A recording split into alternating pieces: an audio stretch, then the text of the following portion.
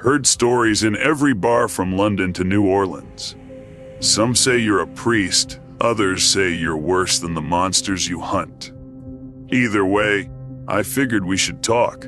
You've been stepping on some of my territory lately, and I don't appreciate having to explain myself to priests. Hellboy half-demon, raised by humans, working for a government agency.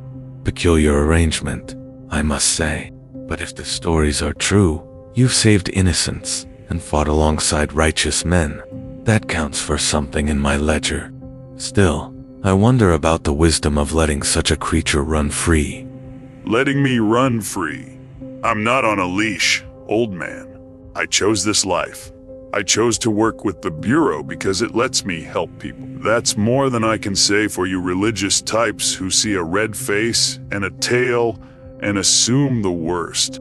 I've learned through long years that nature reveals intention. The Bible tells us that what issues from evil is evil, yet you claim to work toward good. Remarkable. I don't dismiss the possibility of redemption, but I've also witnessed enough deception to know evil often wears a noble face. Your Bureau, this organization that employs you, how much do you truly know about their intentions? What secrets do they keep from a creature they consider expendable? See, this is exactly what I'm talking about. You show up, kill stuff, ask questions never. Black and white, good and bad, like the world works that way. I've met people like you. Abraham Van Helsing types who think they know everything about good and evil. But they're usually just scared. Scared of what they don't understand. You're the same. A Puritan with a sword, terrified of anything that doesn't fit your narrow view of the world. I've traveled from Africa to the Caribbean, seen horrors that would break a lesser man's mind. I've watched witches drain the blood from children, seen demons wear human skin to seduce the faithful. Your anger at my caution suggests you know something about temptation yourself. Tell me, how often do you feel the pull of your demonic heritage? You want to know I'm struggling, that I'm barely holding on. Fine. But here's the difference between you and me. I admit it. I don't pretend to have all the answers. I don't walk around with a sword and a Bible thinking I'm God's chosen instrument. I'm just trying to do good work despite what I am. I've watched men like you before, caught between two worlds, desperate for acceptance.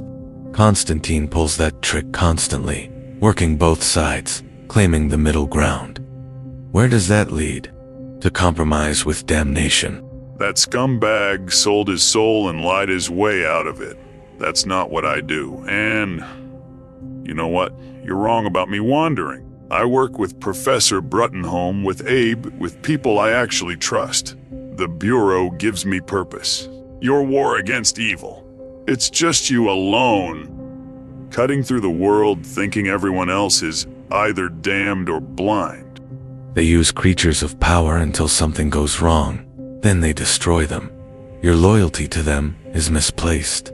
You should be questioning them, not defending them. I don't. And you know why? Because unlike you, I believe people can be better than their nature. Abe was raised in a tank his whole life. He could be bitter and angry, but he chose compassion. Liz has fire literally running through her veins, but she chooses love. Even you, Kane. You could sit back and pray for the world to fix itself, but you chose to fight. So don't tell me belief in people is weakness. It's the only thing that separates us from the real monsters. Your optimism will be tested, Hellboy. When that test comes, when the thing you love is corrupted by the darkness you carry, your faith in redemption and second chances will shatter. At that moment, you'll understand why men like me exist. If it comes, I'll deal with it. But I won't become you in the process. I won't let fear turn me into something hollow. You talk about doing what's necessary, but you've been doing this for centuries, haven't you? Never settling, never finding peace, just endless hunting. You think time and good intentions can heal what was born from darkness. I know better. Some wounds don't heal. Some natures don't change. They only grow stronger until they consume you entirely. If what you say is true, I should have snapped by now. I should be drowning in my own darkness. But I'm not, because choice matters more than nature. Because who I am isn't who I have to be. You talk about certainty like it's strength, but it's actually blindness. The real strength is standing in uncertainty and choosing good anyway. A man doubts, hesitates, tries to see the good in evil, and then the evil spreads. One moment of mercy becomes an epidemic of suffering. Your bureau will fall because of men like you, Hellboy. They'll hesitate when they should act, show mercy when they should be ruthless, and by the time they realize their mistake, it'll be too late. I know what happens when people decide they have absolute truth. Witch hunts, genocides, crusades, all done by people who were absolutely certain they were right. At least when I'm wrong, I can admit it and change course. Can you? Or would you burn down an entire village because you were sure one person was possessed? I call it responsibility. Your uncertainty is a luxury only those without real power can afford. The Bureau employs you because they know you'll hesitate, because they need someone who questions. That makes you a tool, not a hero. And yeah, maybe I'm a tool for the Bureau sometimes, but at least I have people who care about me. At least I go home. You don't. You just hunt and hunt and hunt until you die alone in some dark place. Yes, I've sacrificed personal happiness, but I've saved countless lives in exchange. Which is the greater tragedy? My loneliness, or the families destroyed by demons I could have stopped? You've chosen comfort. Good isn't just the absence of evil, Kane. It's connection, it's love, it's choosing to care about people despite all the pain that comes with it. You've lost that.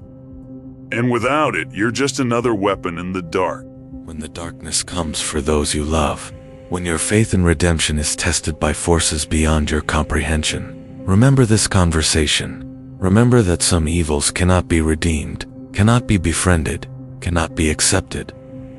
I'm going to keep hoping I'm wrong about you and right about the world.